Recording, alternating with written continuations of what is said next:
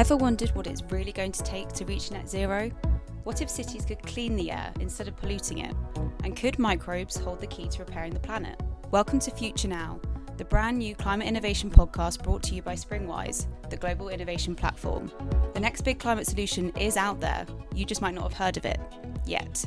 Join myself, Matilda Cox, and Springwise's commissioning editor Matt Hempstead, along with a host of special guests, where we'll be exploring the bold ideas, breakthrough technologies, and big questions shaping a sustainable future. Just search Future Now on your usual podcasting platform and subscribe for a monthly dose of the innovation that matters.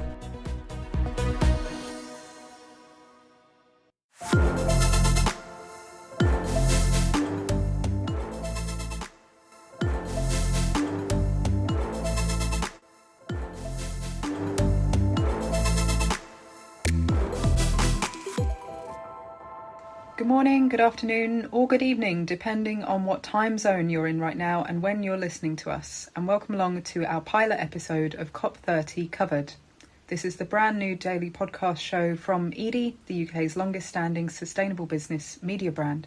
Hopefully many of you listening will be familiar with us for our long-standing monthly podcast, Sustainability Uncovered, and this is where we round up the biggest stories in corporate sustainability with a host of special guests. But as the name of this new limited series suggests, COP30 Covered will be all about us covering the UN's 2025 Climate Summit in Belém, Brazil. While we've not managed to wangle flights and cruise ship accommodation, we'll be calling on our contacts book to speak to experts on the ground, as well as some COP veterans from years past. So the COP is the highlight for anyone working in or interested in sustainability, and we're here to help explore what the big global announcements from this summit mean for you. So that's the series introduced, and without further ado, let's get on with today's specific agenda because we've got a lot to get through for the pilot. It is Thursday the 6th of November, aka the first day of the two-day COP30 Leaders Summit, and you're listening to the voice of Edie's content editor, Sarah George.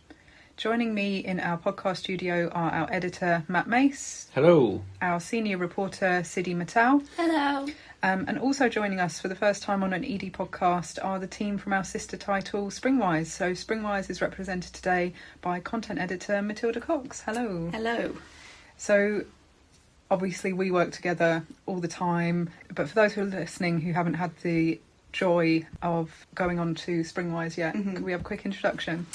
Yep, so thanks very much for having us. So Springwise is a global innovation platform and we're focused on positive impact innovation. So every day we feature 3 new featured innovations from around the world, from all different industries. And that can kind of be everything from sustainable materials, new clean energy solutions to clean manufacturing methods. What's your favourite innovation? Oh my gosh. I mean, that is a tough question. So, picking a favourite child, but I think one that always sticks in my mind and just did really well in terms of readers was our bladeless wind turbines. Won't go into the nitty-gritty science of it, but it was just kind of a really interesting take on, well, It's wind just turbines. a wind turbine, that's just like a lollipop sticking out of it. Yeah, pretty much. Yeah. I mean, it doesn't look like much, but Does a lot. it does a lot. Creates a lot of wind energy.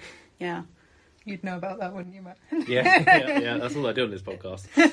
We'll be coming back to more innovations, more renewable energy, more taking the mickey out of Matt in future episodes. But before we do, it's pilot, so let's go back to basics. And I'll start with Sidhi. Could you please introduce the COP?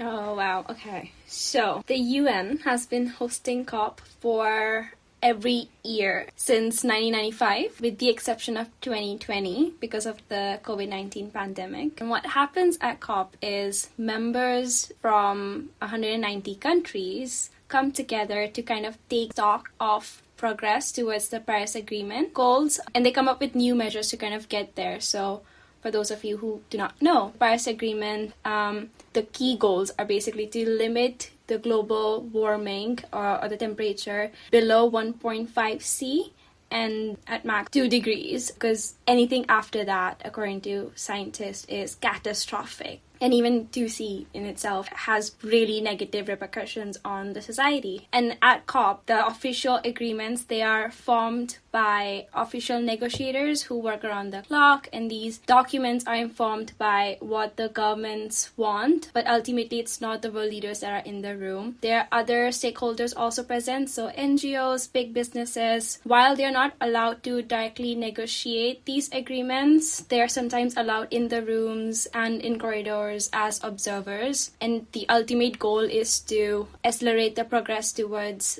meeting the Paris Agreement goals. Yeah, and from what I've seen as well, everyone has to agree on that final agreement, so it's not just a simple majority. It's really hard to get a COP done and wrapped up in 2 weeks, especially given the breadth of the topics that everyone has to cover. So every year the people that organise COP will give every day a theme, or in this year's case several themes on a day. So Sidhi, when you're looking ahead to the COP, what are you seeing as the big themes this year? Just to flag a couple of themes, I think nature is big for this COP, especially given the backdrop of it happening in the heart of Amazon. So there's a new facility that is being developed, which is called the Tropical Forest Forever Facility, and it's a new mechanism through which Brazil is trying to raise around $25 billion in public finance commitments and $100 billion more in philanthropic and private sector commitments. And in addition to that, clean energy transition is again a big focus. At COP28, member countries agreed to triple the global renewable capacity by 2030, but recent reports have shown that we're still far away from meeting that goal. Another big topic is adaptation. We have only seen more and more floods and heat waves and wildfires in the past couple of years, so adaptation is front of mind for majority of the stakeholders,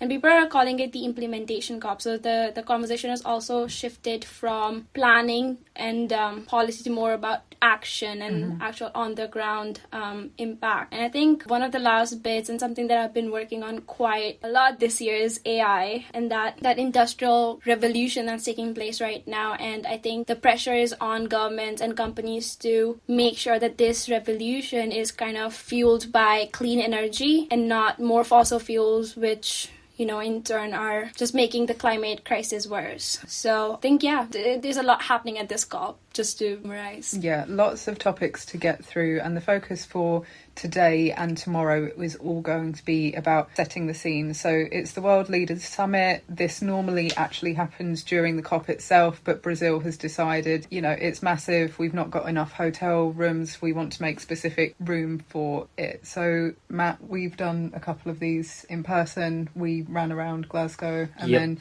Dubai trying to see Barack Obama, and then Rishi Sunak. Didn't manage to see either of them.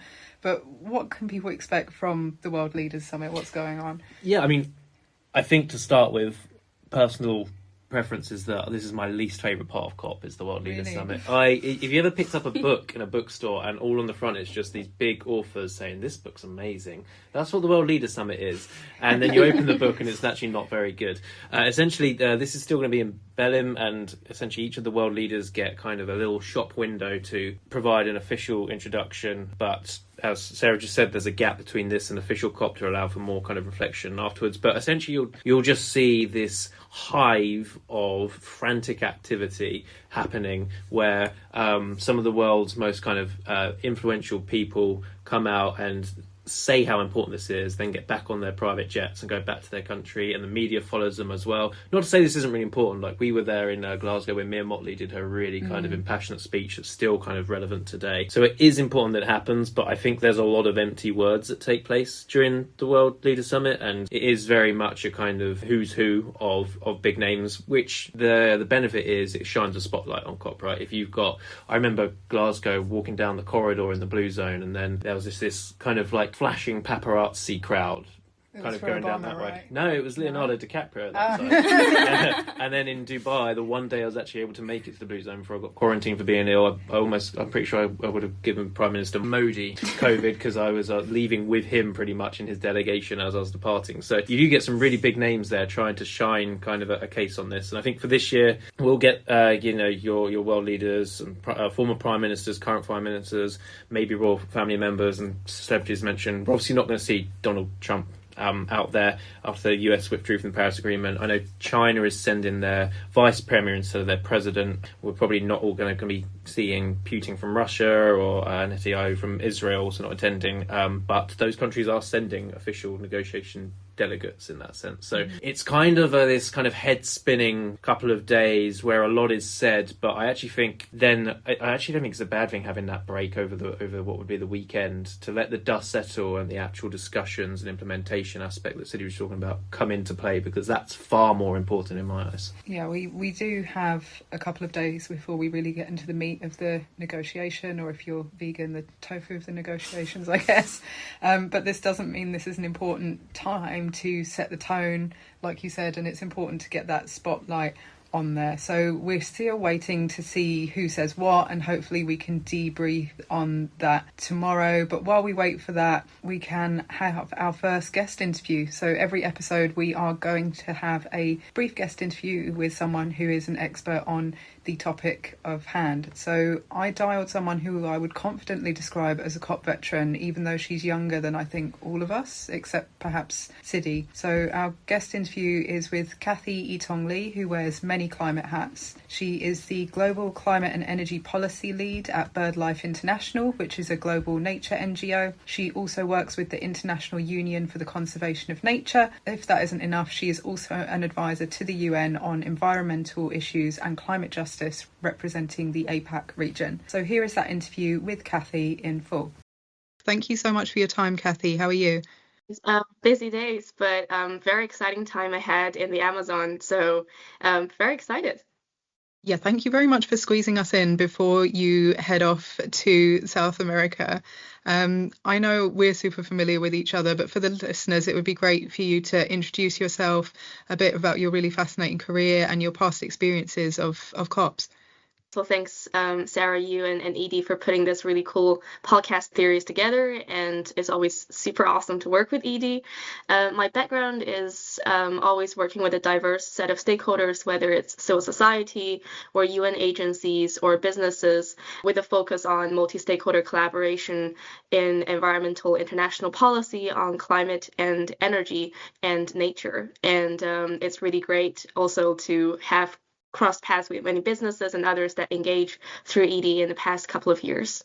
Got it. And I know that you're really familiar with the COP process as well, having attended in the past, going to sort of other intersessional and interlinked events. So what's the build up to this COP been like? What's the mood been like, especially given the recent ICUN World Congress, for example? Yeah, so I just came back a couple of days ago from Abu Dhabi, where the International Union for Conservation of Nature World Conservation Congress took place. That happens once every 4 years. It's kind of like a COP, but for IUCN, which is this multilateral organization that is outside of the UN, but also has political negotiations, has member states who are governments, but also has members that are NGOs. I think it was fantastic that was the moment where the conservation community globally, from governments, from businesses, from NGOs, gather together once every 4 years to exchange what they've been up to, but also pass critical resolutions, which there's one particular one that I'm extremely proud of, is on fossil fuel phase out. Together with the Fossil Fuel Non-Proliferation Treaty Initiative, we passed the strongest multilateral decision on fossil fuels in history so far, and calling for many ambitious things. So would recommend folks to check it out if you haven't. It's the motion 042. And there were also many other motions on businesses, on key biodiversity areas, and also there was progress on the nature-based solution standard and the red list and many things. So definitely check it out. It was really great to hear from businesses, from the Nature Positive Initiative, and from others around what they've been up to, what are the critical things they think should happen. Got it. And I have to ask, like, ahead of that, were you worried at all that there would be any loss of momentum? People were sort of wondering, will there be a Climate Action Week New York this year? What will even happen in Bonn this year? So do you think it's a sudden, uplift in mood at the last minute? think this year was, I would say, full of challenges, but also excitement at the start of this year, knowing that geopolitical situation is going to be difficult and there will be pressure on multilateralism. But I just felt super optimistic and hopeful from the start of this year. And I think that also kind of turned into reality, right? The London Climate Action Week was perhaps the biggest one we've seen in history. And many in the space are worried that the New York Climate Week are going to be much smaller. But I think what we've seen is really unprecedented momentum on that as well, including also progress made at the UN General Assembly, progress made this summer within the UN climate negotiations in Bonn, and now in the lead up to COP30, which I think it's perhaps the COP I'm looking forward to since Glasgow, I would say. So I think there's a lot of pressure, challenges, but also hope in the multilateral process. And I think it's great to also see commitment from so many businesses that multilateralism is the solution, and we have to keep joining forces and to make more progress in order to deliver the goals that most of the world still believe is the vision that we should have. Yeah, and I wanted to stay with that optimism for a moment and talk about your view on what would make this year's COP a success. So what you're hoping to see come out of Belém. And I know that you obviously focus on nature conservation and restoration with your BirdLife International hat on. But yeah, anything that would be on your sort of COP30 wish list, Cathy? I think there's a lot of news coverage around the new round of 2035 national plans under the Paris Agreement called the Nationally Determined Contributions are due to be submitted. The original deadline was February this year, but now governments, dozens of them, have put in their 2035 targets, but we of course need more to put in the targets that are 1.5 degree aligned with the goals of the Paris Agreement, but also that are equitable for the countries that are developed to make sure that they take the fair share of global responsibilities, and for the most vulnerable countries, the least developed countries, the small island states. And that, we've now seen more and more reality climate change impacts hitting them day by day, is how do they come up with ambitious targets and plans for 2035, but also in a way that is fairly financed and fairly implemented. I think we need to see a super ambitious 2035 national plan that is 1.5 aligned,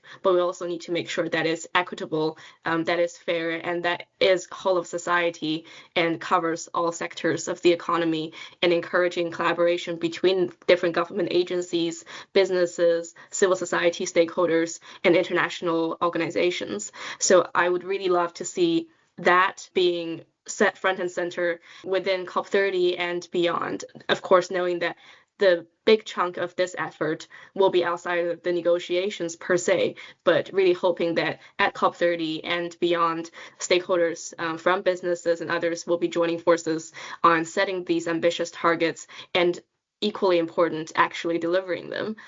So I would say that is a big priority for me. The other really interesting one that I think many people have worked on for many years, and now finally there's concrete progress, is around the synergies between the UN conventions on climate, nature, and land, also known as the Rio Conventions. They were founded together in Rio in 1992 at the Earth Summit, but as we can all imagine, UN agencies and governments have somewhat been working in silo in the past 30 years. So now there's finally this recognition and urgency felt by many governments like Colombia, like Brazil, like Germany, and others, as well as from civil society NGOs and businesses, now calling for these UN processes to join forces, to align with each other, to have shared plans, and also knowing that when you deliver an action on the ground, you don't really think, oh yes, this only benefits if we plant, of an indigenous forest, this only benefits climate and not benefit nature or land. But, on the ground, it's so interlinked. So I think it's helping global policy to recognize that the solutions are interlinked, the crises are interlinked, hence all our policy, whether it's global policy, national plans, and all the way to local action also needs to be interlinked. So there's great progress last week. In the past few days, there was negotiation at the UN CBD negotiations on biodiversity in Panama. There was incredible progress on the recognition of biodiversity and climate nexus.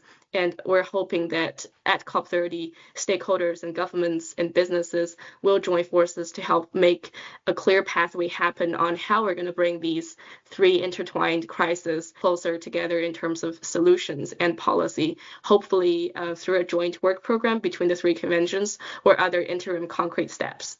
You've mentioned something important, which is, while sort of all eyes are on the COP and we're all waiting, I'm watching the headlines sort of every minute of every day for 2 weeks. It's the other 52 weeks of the year that are more important, right? Is that follow through. Personally, I think I'm optimistic about that, given the signals that the Brazilian presidency have been sending about things like the granary of solutions and creating circles of work that aren't just, the negotiating states. But are you optimistic going into this? Absolutely, and my Brazilian colleagues made sure that I pronounce mutirão relatively correctly. It's an indigenous concept from Brazil about stakeholders joining forces together, and the whole of society collaborative approach, I think, is really incredible to see that being demonstrated with the Brazilian presidency in the past months, and also I'm sure in the months ahead. I think it's really incredible and much needed that we have a climate presidency with integrity and with vision around what do we need to achieve at COP30, but also equally important, what do we need outside of negotiations? I think the trust building and the sense of the solutions being showcased from Brazil and my Brazilian colleagues here in the UK and the ones working within Brazil really inspire me on a day-to-day basis of all the incredible work they do. And recently we were talking about this project called Flyways Brazil, which is a really incredible collaboration on nature climate solutions that is supported by local governments, by local communities, and by renewable companies and the ministries. So I think it's really incredible to see that there are examples of such multi-stakeholder collaborations joining forces, and hopefully there will be more. And I think the presidency has been very vocal around that they want ambitious outcomes within negotiations, but also showing the real world solutions, the local solutions, and the leadership of indigenous peoples, whether it's the Tropical Forest Forever facility or other things. I think really incredible to see that leadership and attention on such issues. Great. So lots of things to keep an eye out for there. And just to close on, I know you've touched on in passing why COPs are increasingly important for businesses to follow, but I'd love to just dive into that a little bit more. So the people that read and listen to Edie are usually sustainability professionals. They might not be as lucky as yourself to have direct links to the UN. So what would you advise them in terms of how to follow along with the COP and how important it is for them to get involved or at least stay informed? Absolutely. I think this year we've seen a growing momentum in terms of not just businesses attending COP itself, but also the ones, for example, so many events happening in Sao Paulo and Rio and across the world, and including some in London and around the UK, of gathering momentum and having exchanges with businesses who aren't planning to physically fly into the Amazon. I think it's really incredible to see that the interest and recognition of the importance of climate international moments by businesses, including ones within the UK, are now more advanced in terms of not just we need to make sure we are there physically, but to really think about how do we maximize the impact and utilize this moment, whether they're attending or not. And I think it's great to see this trend. There will be so many, as everyone has seen, so many business-focused events happening in Sao Paulo and in Belém itself, where the COP negotiations will be, and there will be various coalitions such as the International Chamber of Commerce, as well as many other business coalitions that will be attending and doing advocacy there to make sure that the business voices will be strong in helping demonstrating to their governments and to the world that more ambition is much needed and that real solution, real progress within society is possible. I think it's incredibly helpful, and I think progress in, for example, there was this B team letter and many other coalition letters happened in Dubai in 2023 at COP28 really helped us to make more ambitious policy in negotiations. And I really hope that this year, of course, being a COP that the whole world is really paying attention to, I really hope to see more businesses voicing their leadership and calling for governments to raise their ambition, which is much needed. I think especially in such a year when multilateralism and sustainability and climate change overall is being challenged. I think it is incredibly important for all businesses to show their support and commitment and to demonstrate that change is possible and that more action is needed. And also demonstrate, of course, the action that they're already doing that really helps governments and many of us working in the space to visualize how we're linking global policy to national planning and regulations and to local solutions, whether it's large international businesses or small local businesses. I think those voices are incredibly important, and it's great that we're expecting to hear some of them, including from the Americas in the Amazon in the coming weeks. Great. So loads to look forward to. I have to say, I really love your enthusiasm from this, Cathy. And as you say, over the next couple of weeks, this podcast will bring you not only the voices of some of the NGOs and some of the COP organising teams, current and past, but also some of those SMEs and big businesses that are there in the COP. But for this episode, Cathy, I'll let you go and get prepping for your flight. Thank you so much for taking the time to hop on COP30 Covered. So big thanks once again to Cathy for taking the time for us. As I said, we'll be hosting a different guest every episode, aligning with the COP thematic agenda. So tomorrow we can do a little bit more of a debrief on the World Leaders Summit, and hopefully we'll have a special CEO interview for you. But in the meantime, if you want to dive into all things COP in more detail, you can visit our website, edie.net. And Sidhi, I understand you've just recently uploaded a primer report on all things COP. So there's a primer report live on our site now, and it's basically a summary of all the agendas that will be discussed at this COP and that are important, but also just kind of like a snapshot of where the global climate progress is at and what are the gaps at hand and what the leaders will be focusing on. So if you want like a summary of what to focus on, what to expect, I think the primer report would be a valuable resource. Great. And the rest of us have also been writing various things. I've been leading on our Countdown to COP Action tracker series. So there's lots there on edie.net under the COP30 tag. And Matilda, how can folks access Springwise and what can they expect during the COP? Feel free to visit springwise.com and you'll be able to kind of see some of those innovations that are kind of turning COP negotiations, like past and present, into sort of real tangible climate action. You can find those on our website, but we'll also be joining the ED team for various podcast episodes during this limited series, and we'll also be having a kind of special Springwise takeover later on to discuss some of those technologies, those solutions that are, as Sidhi kind of alluded to, making this COP the implementation COP, the deliverable COP. So hopefully, touch wood, we'll be turning kind of all of these negotiations into something tangible afterwards. Great. So lots of extra reading for the listeners and a big job at hand for us. So I think we can wrap up there, and thank you all so much for joining us on this episode. We'll be back on tomorrow, which is Friday the 7th of November 2025. But for this episode, it's a goodbye from Matt. Goodbye. Goodbye from Sidhi. Goodbye. Goodbye from Matilda. Goodbye. And a goodbye from me. Goodbye.